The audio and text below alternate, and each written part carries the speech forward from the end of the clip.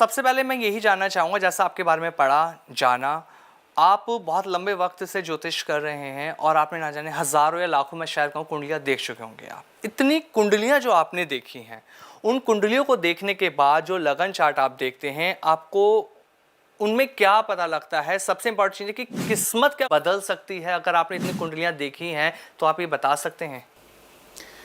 जी देखिए, एस्ट्रोलॉजी एक माध्यम है मनुष्य को उसके समय की जानकारी देना। बिल्कुल सर।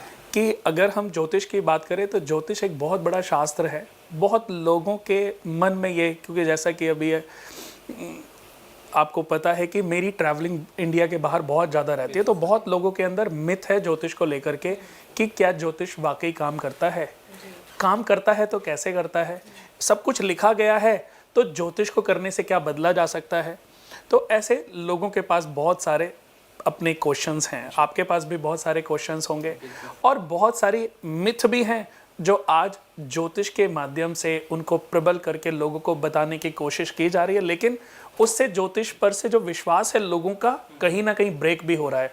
क्योंकि देखिए, आप एस्ट्रोलॉजी में विश्वास करते हैं, आज विश्वास करते हैं, लेकिन आपने विश्वास करके क्या किया, एक एस्ट्रोलॉजर से अपनी कुंडली की विवेचना कराई, लेकिन आपको रिजल्ट नहीं मिला।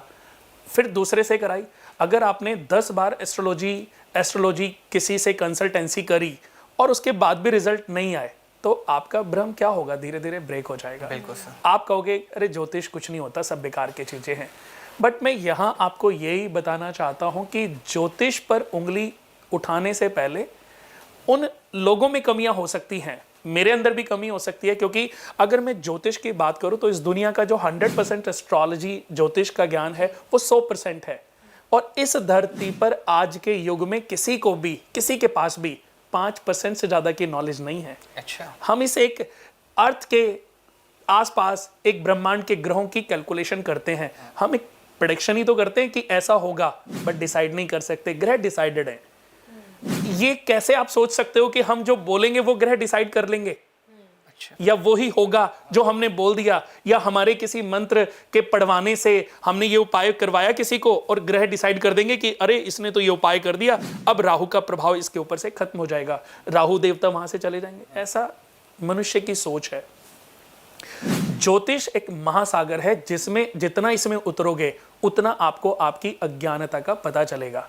पर मैं ये कहता हूं कि ज्योतिष पर से लोगों का विश्वास ना उठे, इसलिए चाहे जितने भी हमारे ज्योतिष करने वाले लोग भाई हैं, उनको भ्रमित करना, किसी को भ्रम में डालने से रोकना चाहिए। ज्योतिष केवल एक कोशिश मात्र है, पर भाग्य बिना कर्म के किसी का नहीं बदलता। कर्म आप अपने करते रहिए, भाग्य जरूर बदलेगा। क्योंकि कर्म के दत्तक पुत्र का नाम है भाग्य। जब तक कर्म उत्पन्न ही नहीं होगा तो भाग्य कैसे पैदा होगा।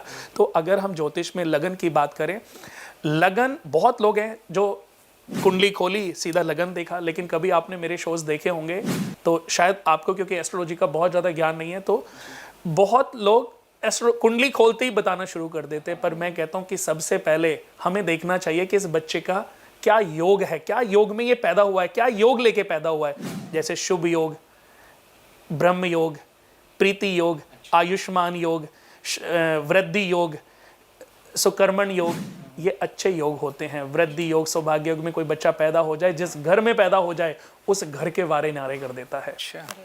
शूल योग, व्यातिपात, गंड, अतिगंड, परिगा, व्यसन, वरियन, ये खतरनाक अच्छे योग नहीं होते। तो सबसे पहले जन्म कुंडली को देखने से भी पहले हमें योगों के बारे में समझना चाहिए कि ये बच्चा क्या योग लेके इस दुनिया में आया है। योग के बाद नक्षत्र काम करता है, नक्षत्र के बाद आपकी राशि, फिर लगन, फिर ग्रह स्थिति काम करती है।